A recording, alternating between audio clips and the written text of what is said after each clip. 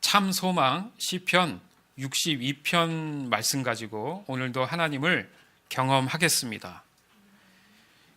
소망이라는 이 말 히브리어로 카바라고 해요. 카바. 발음이 그렇다는 얘기예요. 소망, 카바. 이 뜻을 보면 기다리다, 갈망하다, 소망하다, 기대하다라는 뜻이 있습니다. 좀 더 다른 뜻이 무엇이냐면 수집하다, 함께 묵다라는 말씀이 있어요. 특별히 올해 이 마지막 날이라고 하지만 2017년도 12월 31일이요. 그런데 감사한 것은 마지막 날에 이렇게 하나님 앞에 감사 예배로 드릴 수 있다는 게 너무 감사한 것 같아요. 또한 내일이 하루 차인데 2018년도 1월 1일입니다. 또 새해를 맞이해서 또 이렇게 하나님께 먼저 감사할 수 있음을 하나님께 영광을 돌립니다. 여러분은 올 한 해 2017년도를 살아가면서 어떤 소망으로 한 해를 보냈습니까? 2017년도를 돌아본다는 것을 말하지만 곰곰이 생각해 보면 2016년도 12월의 마지막 주일에도 똑같은 질문을 했던 기억이 납니다. 그러니까 돌아본다, 돌아보건대 이런 말 안에는 저와 여러분이 걸어왔던 그 시간들을 생각해 볼 때 수많은 일들이 스쳐 지나가듯 생각이 난다 이 말이지 않습니까? 어떤 것은 참 만족스러웠고요. 어떤 것은 아쉽고 부끄럽고 안타깝기도 하고 죄송하기도 하고 후회스러운 일들도 생각이 날 것입니다. 그러나 또 한편으로는 감사와 기쁨의 시간들도 기억이 날 것입니다. 뭐 양의 차이겠지만, 그리고 우리네 인생을 보니까 또다시 새해를 바라보면서 다시 한번 힘을 내서 감사한 일들이 좀 넘쳤으면 하는 기대감으로 또 이렇게 맞이하기도 해요. 그러나 한 가지 매년 반복되는 이 아쉬움을 또다시 2018년도 12월 마지막 주일에 또 이렇게 맞이할 수도 있구나라는 왠지 모를 선입견의 또 마음이 약간은 무겁기도 합니다. 이 아쉬움이 우리에게는 믿음이 부족함이다라고 느껴질 수 있다라는 거예요.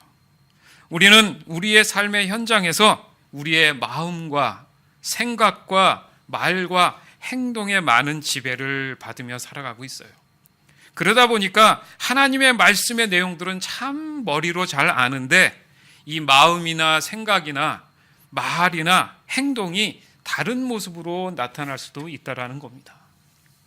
그 이유가 확실한 소망을 바라보며 흔들리지 않는 그 믿음으로 하나님 말씀을 지키려는 그 몸부림을 때로는 우리가 놓치거나 흔들릴 수 있기 때문에 그렇다는 얘기예요.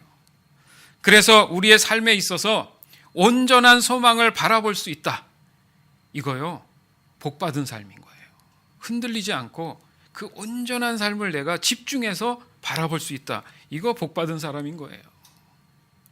문제는 그 소망이 온전하지 못하다는 것에서 그 결과 또한 만족스럽지 못하기 때문에 항상 아쉬움이 남는다는 겁니다. 즉 인본이냐 신본이냐 이 뜻인데, 쉽게 말해서 인간 중심적이냐 하나님 중심적이냐의 차이라는 겁니다. 우리가 생각하는 이 복을 누린다는 것에 대한 정확한 정의가 우리의 삶을 다르게 나타낼 수 있다라는 거예요. 그러니까 참 소망의 정의도 우리가 때로는 다르게 이해하고 해석할 수 있다라는 얘기가 되는 겁니다. 우리가 소망하는 그 대상들에 대한 그 인식을 위해서는 무엇이 우리에게 작동돼야 되느냐? 바로 우리의 영혼 있지 않습니까? 그 영혼이 어떻게 반응하냐에 따라 달라진다는 거예요. 온전한 영혼의 반응으로 인해서 단 한 번만이라도 참 소망을 만날 수만 있다면 모든 것은 달라집니다. 그런 이유가 있기 때문에 사람들은 참 소망을 갖기를 원하는 거예요. 소망은 사람들에게 있어서 살아갈 이유를 만들어 줍니다. 맞죠? 그런데 이 소망을 육신의 안목에서 찾으려는 그 영혼이 바로 죄의 본성이라는 거예요. 이게 사람마다 그 소망이 조금씩 다를 수 있다라는 얘기를 합니다. 이것이 왜 그러냐면 바로 사람마다 어떤 환경에 처해 있느냐에 따라서 그 소망이 움직이더라는 겁니다. 요즘 날씨가 갑자기 많이 추워졌습니다. 그렇죠? 자, 이럴 때 곰곰이 생각해 보세요. 저희가 이제 저희 교회가 구제도 하지만은 추운 날씨에 밖에서 지내는 사람들이 있죠. 생활이 어려운 사람들은 그들에게 있어서 소망은 거창하지 않습니다. 한 끼 식사, 그 다음에 따뜻한 잠자리, 그렇죠? 또 입을 거, 이런 게 소망이란 말이죠. 그러면 직장 다니는 사람들의 소망은 뭡니까? 승진이죠. 승진. 그렇지 않겠습니까? 사업을 하는 사람들은 많은 이윤을 창출하는 게 소망이에요. 그리고 몸이 좀 불편한 사람들은 건강이 소망이겠죠. 그리고 사람과의 관계가 어려운 사람들은 사람 관계에 대한 회복이겠죠. 등등 우리의 삶에서 수많은 그런 삶의 이유와 문제들이 수많은 소망을 만들어냈더라는 거죠. 그러나 한 가지 공통점이 있습니다. 이 소망을 위한 스트레스가 동반된다는 거예요. 왜냐하면 어떻게 해야 할지 잘 모르기 때문에 기대하는 바는 있지만 두려움이 있어서 마음속에 불안한 마음을 가지게 되는 거기 때문에 그렇습니다. 분명히 소망이 있다라는 것은 스트레스가 없어야 되거든요. 근데 이게 같이 동반이 돼요. 이게 모순이라는 거예요. 그렇죠? 소망이 있다면 그것을 이겨낼 수 있는데 분명히 바라는 소망은 있는데 스트레스가 더 많기 때문에 나중엔 소망은 기억이 안 나고 이 스트레스 때문에 너무너무 정신적으로 육체적으로 힘들어 한다는 겁니다. 그러나 직장을 다니는 사람들이 그 영혼이 자유하면 어떻겠어요? 스트레스 받지 않는다는 거죠. 사업의 불안감에서 그 영혼이 자유하면 어떻게 되겠습니까? 스트레스는 받지 않는다는 거죠. 몸이 좀 불편한 사람들이 있어요. 그러나 그 영혼이 자유하면 그 불편함에도 스트레스를 받지 않습니다. 등등 수많은 삶의 이유 속에서 그 영혼이 자유하면 스트레스 받을 일은 없어요. 말은 쉽죠. 근데 이게 얼마나 어렵습니까? 우리의 인생을 보면. 좀 정리하자면 참 소망의 시작은 육신의 안목이 아니라 우리 안에 내가 나를 인식할 수 있는 그 영혼의 참 소망을 만나줘야 된다는 얘기입니다. 결국 나의 믿음은 참 소망에 반응할 줄 알아야 된다는 얘기예요. 우리 삶에서 지금까지 가졌던 소망들이 낙심과 실망과 어려움과 슬픔들로 다가왔다면 그것은 내 믿음이 참 소망에서 초점이 멀어져 있을 수도 있다라는 인식이 지금 우리에겐 필요한 거예요. 내가 뭐가 잘못하고 있나? 잘못 뭔가 초점을 맞췄나? 어떻게 하면 되지? 이 질문이 좀 나와줄 수 있어야 되는데 결국 그것은 성령이 주시는 말씀의 지혜에서 우리가 깨달을 수 있다는 얘기예요. 믿으십니까? 자, 마태복음 24장 23절에서 24절. 그때 사람들이 여보시오 그리스도가 여기 계십니다. 또는 저기 계십니다 라고 할 것이다. 그러나 믿지 마라. 거짓 그리스도들과 거짓 예언자들이 일어나서 큰 증거를 내보일 것이고 기적을 일으킬 것이다. 그래서 사람들을 속일 것이다. 그리고 할 수만 있으면 선택하신 사람까지 속일 것이다. 자, 누가복음 17장 19절에서 21절. 그리고 그에게 말씀하셨습니다. 일어나 가거라. 내 믿음이 너를 낫게 하였다. 바리새파 사람들이 하나님 나라가 언제 오는지에 대하여 물으니 예수님께서 대답하셨습니다. 하나님 나라는 볼 수 있는 모습으로 오는 것이 아니다. 또 보아라, 하나님 나라가 여기 있다, 저기 있다 라고 말할 수도 없다. 왜냐하면 하나님 나라가 너희 가운데 있기 때문이다. 아멘. 아멘. 지금 현대를 살아가는 우리로서 은연중에 나도 모르게 우리의 신앙이 이럴 수 있다라는 거예요. 그죠? 지금 말씀을 잠깐 우리가 들었던 이 말씀을 생각해 보면 그 육신의 안목이 더 강하잖아요.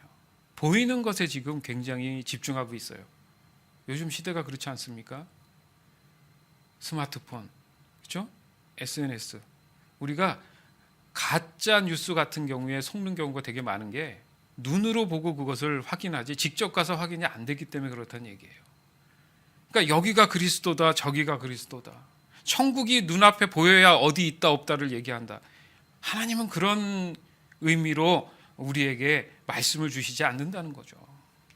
뭡니까? 우리 영혼이 영적으로 하나님을 깨닫고 바라볼 수 있어야 된다는 말씀을 하시는 거예요. 그래야 진리가 보인다는 얘기를 하시는 겁니다.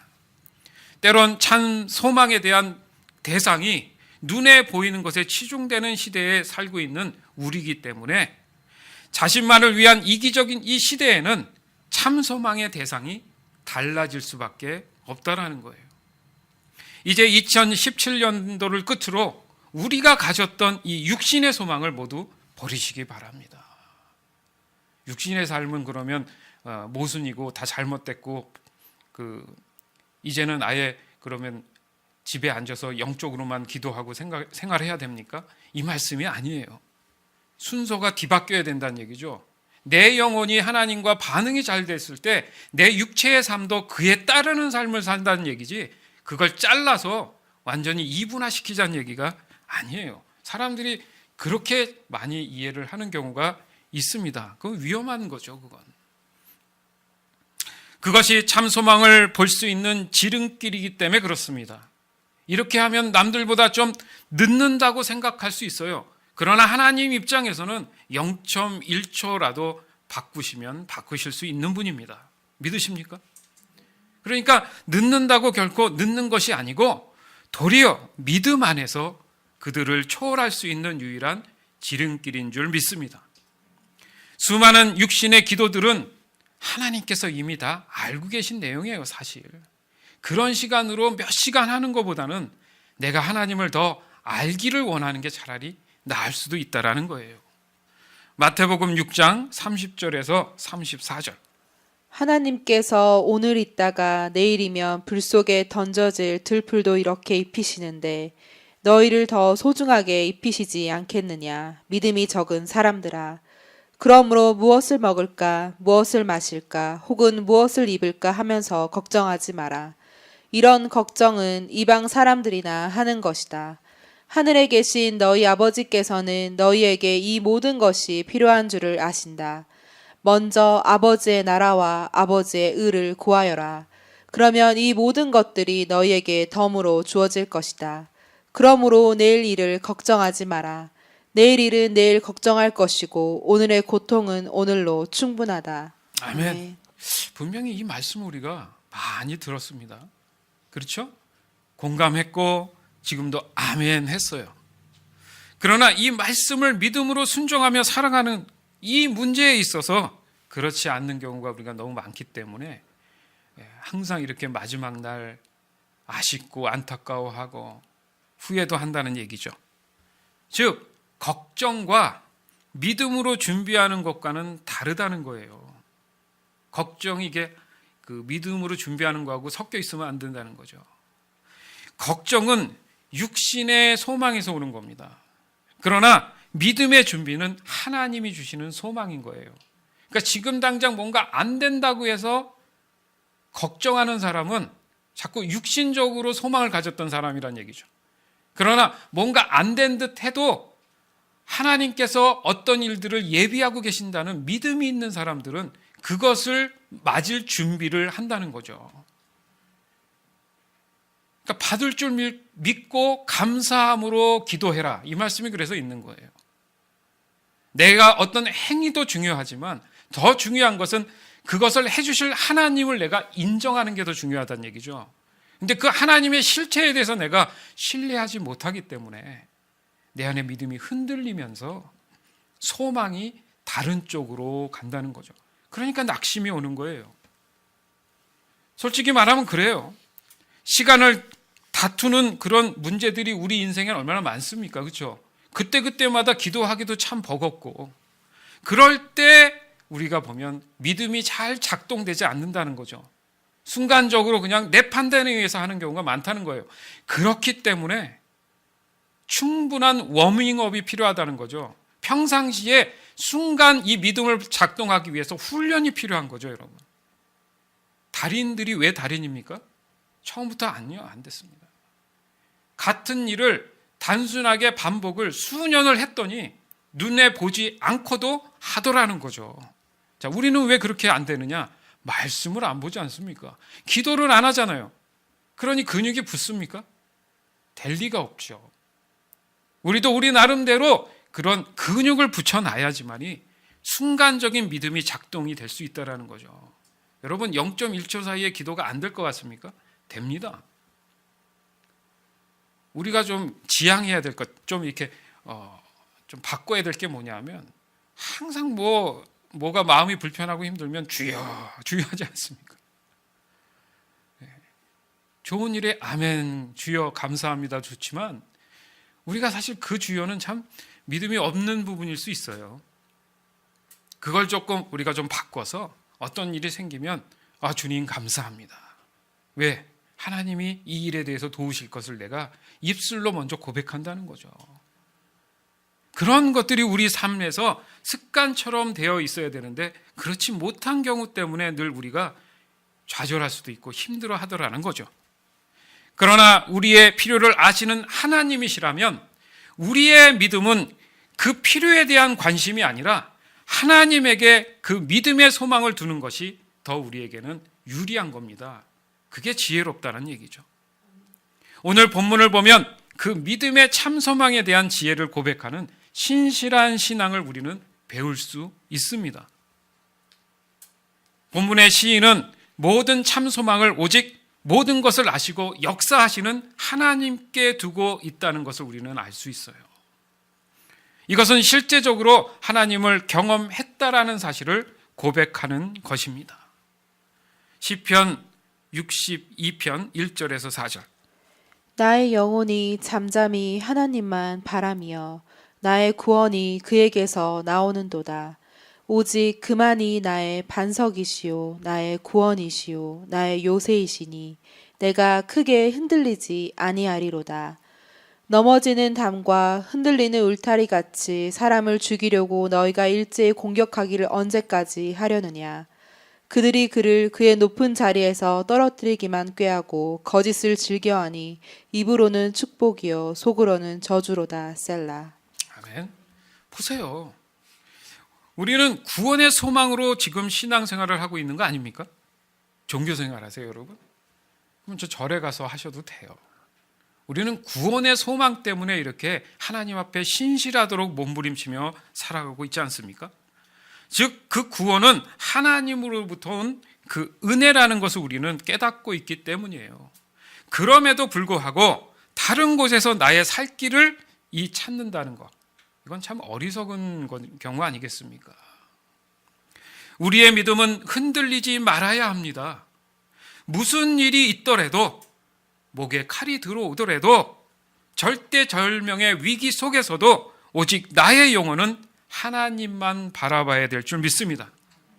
구원을 주신 분이면 모든 것을 책임져 주시는 분임을 믿으시기 바랍니다. 여러분의 삶을 세상에 기대하지 마세요. 세상은 여러분을 돕지 않아요. 좀 전에 읽은 말씀이 있지 않습니까? 높은 자리에서 떨어뜨리기만 꾀하고 거짓을 즐겨하니 입으로는 잘한다 축복하지만 뒤로는 속이고 저주한다는 얘기예요. 견자비전이라는 말이 있어요. 눈에 보이는 게 다가 아니라는 거예요. 근데 우리가 자꾸 눈에 보는 걸 믿으려고만 자꾸 습관적일 수 있다라는 얘기죠. 영적으로 깨어있지 않으면 백발백중 다 속을 수도 있다라는 얘기예요. 여러분의 삶을 그래서 세상에 기대하지 말라라는 거예요. 세상은 거짓과 배신과 냉혹함만을 추구할 수 있습니다. 그것이 축복으로 보일지 몰라도 속으로는 자신의 유익만을 추구하는 경우가 너무 많다라는 거예요. 그래서 그 착하신 분들 보면 예? 뭘 하시다가 사람들한테 많이 당하셔가지고 상처 받지 않습니까? 특히 이거 이민 사회는 그런 게 많아요. 사람 좀 잘 믿었다가 그쵸? 그런 경우들이 너무 많다는 얘기죠. 누굴 탓하겠습니까? 내가 온전한 분별력을 갖지 않았는데 그렇지 않습니까? 예. 그 전에 우리가 영적으로 하나님을 바라보면 그 모든 것들이 분별될 수 있다라면 여러분 뭘 선택하시겠어요? 당연히 오직 하나님만 선택할 줄 믿습니다. 따라서 그리스도인이라면 거기에 타협이나 동조할 수가 없다라는 거예요. 지금의 상황이 어렵더라도 묵묵히 하나님만 바라보는 것이 진정한 믿음이며 참 소망인 줄 믿습니다. 결국 그 소망으로 인해서 하나님이 복을 주시는 거예요. 거기까지 못 가는 경우가 너무 많다는 거죠. 그래서 도중 하차하는 경우 때문에 너무 많이 사람들이 낙심하고 좌절한다는 거예요. 그것이 바로 지금 현대교회의 현실들이라고 전문가들은 이야기하고 있습니다. 인내가 부족하잖아요. 안 그렇습니까? 무시하는 게 절대 아니에요. 이게 세대가 흘러갈수록 이 모든 게 다 빨라지고 촘촘해지면서 사람들이 급해져요. 그러니까 바로바로 뭔가 안 해주면 욱하지 않습니까? 그러다 보니까 인내심이 다 떨어지는 거예요. 왜요? 앉아서 쉽게 다 모든 걸 하니까 몸이 움직일 필요가 없어지다 보니까 예전같이 이렇게 육신의 그 견뎌내는 인내가 너무 약해졌다는 거죠. 그러다 보니까 정신적인 것도 너무 약해져 있다라는 겁니다. 따라서 오늘 이 본문의 말씀이 내 입술이 이 믿음의 고백이 바로 노래가 되어서 하나님께 늘 찬양하는 저와 여러분들이 되길 원합니다. 그러니까 실제적인 나의 신앙 고백이 돼야 된다는 얘기예요. 시편 62편 5절에서 8절. 나의 영혼아 잠잠히 하나님만 바라라. 물은 나의 소망이 그로부터 나오는도다. 오직 그만이 나의 반석이시요 나의 구원이시요 나의 요새이시니 내가 흔들리지 아니하리로다.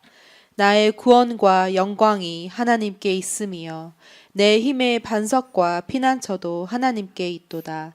백성들아 시시로 그를 의지하고 그의 앞에 마음을 토하라. 하나님은 우리의 피난처시로다. 셀라. 아멘. 여러분들 시시로 그를 의지하라. 시시로 숨 쉬는 순간순간마다 하나님을 의지하시기 바라요. 잊어먹지 마세요. 돈을 의지하지 마세요.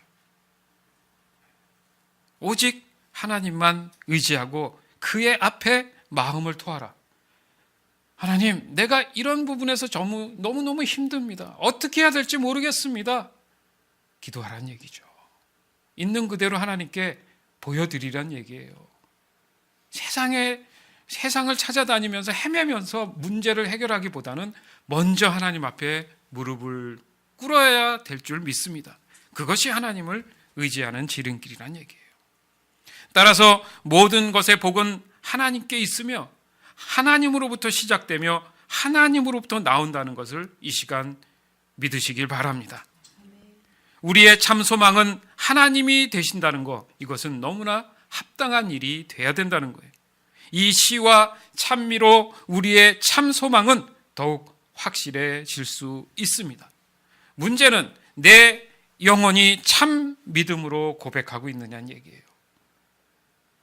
이 예배 잘 드리면, 정성을 잘 드리면 하나님이 예뻐하셔서 주시겠지. 요거 함정일 수 있다는 얘기예요. 틀린 말은 아닙니다. 근데 주체가 지금 바뀌어 있다는 거죠. 그 말 안에는. 하나님이 오늘도 내게 은혜를 베풀어 주신 줄 믿습니다. 제가 무엇을 하면 되겠습니까, 주님? 이렇게 시작이 돼야 된다는 얘기죠. 주님이 주신 것, 아멘, 받겠습니다. 거두시는 것, 아멘, 감사합니다. 누구의 고백이에요? 욥의 고백이에요. 주신 자도 하나님, 거두신 자도 하나님. 감사합니다, 주님. 이게 내 영혼이 하나님을 바라보는 방법인 줄 믿습니다.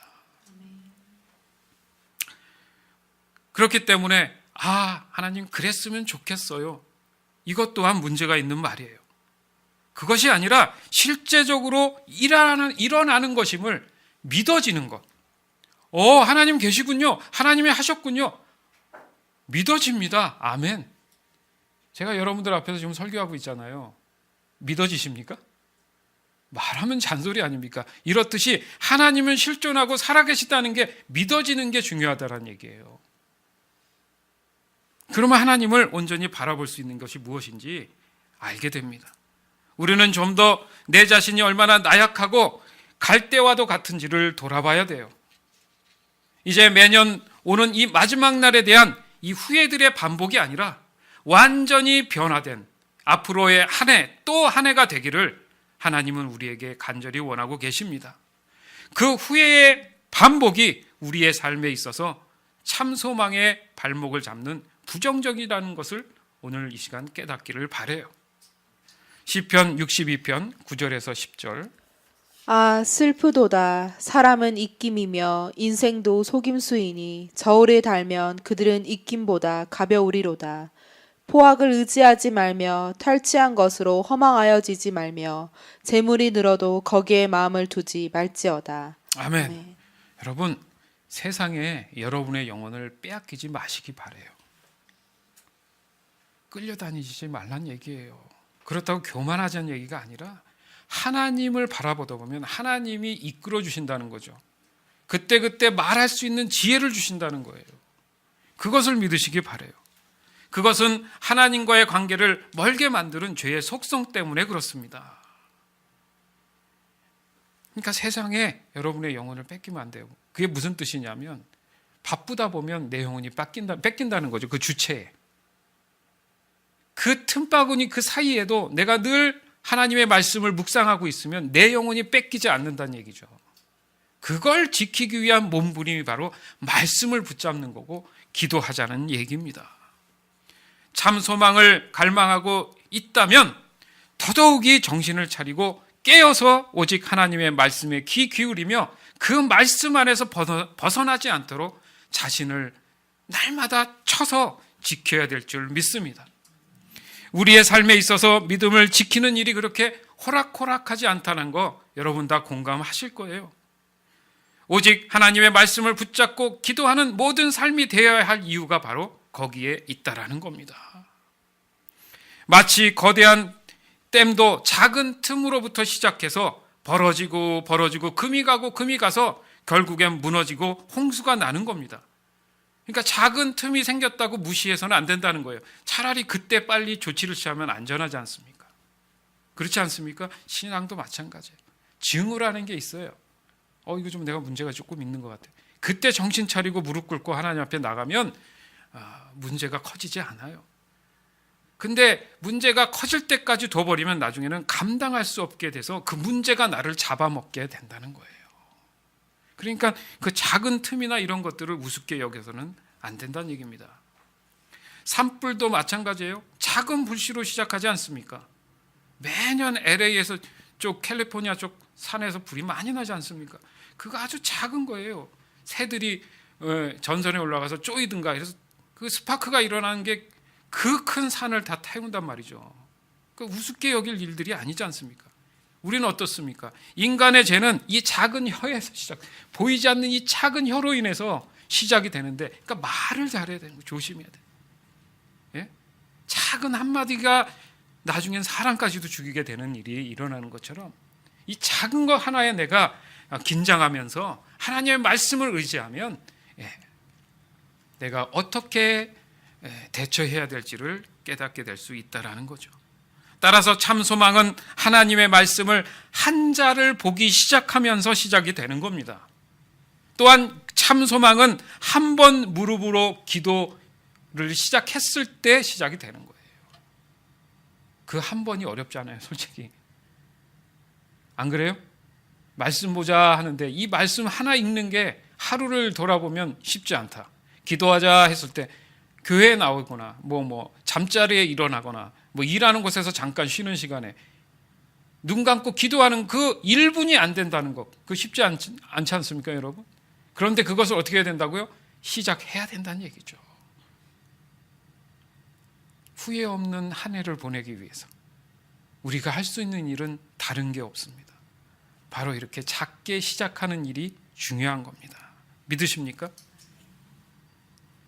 시편 62편 11절에서 12절. 하나님이 한두 번 하신 말씀을 내가 들었나니 권능은 하나님께 속하였다 하셨도다. 주여 인자함은 주께 속하오니 주께서 각 사람이 행한 대로 갚으심이니이다. 아멘. 모든 권능은 하나님께로부터 있습니다. 우리가 어떤 신앙생활을 하느냐, 그래서 그게 중요한 거예요. 온전한 신앙생활 얘기하는 거예요. 왜냐하면 우리의 신앙이 행해지는 그대로 하나님은 그 열매를 허락하신다는 얘기라고 말씀하고 지금 계시지 않습니까? 각 사람에게 행한 대로 갚으신다. 여러분은 이제 2018년도에 어떤 소망을 기대하고 있습니까? 오늘 말씀을 깨달았다면 참 소망이 오직 하나님으로부터 왔다는 것 또한 고백할 수 있을 것입니다. 즉 우리의 모든 것에는 오직 하나님의 은혜만이 가능하다라는 것을 깨달았다는 얘기예요. 이 하나님의 은혜를 소망하는 것이 바로 우리 삶에 있어서 참 자유를 누리며 살아가는 참된 소망인 줄 믿습니다. 하나님이 주시는 이 참 소망은 사라지지 않습니다. 왜냐하면 영원한 것이기 때문에 그래요. 이 참 소망은 후회가 없습니다. 왜냐하면 완벽하시기 때문에 그렇습니다. 이 참 소망은 변화가 없습니다. 왜냐하면 진리이기 때문에 그렇습니다.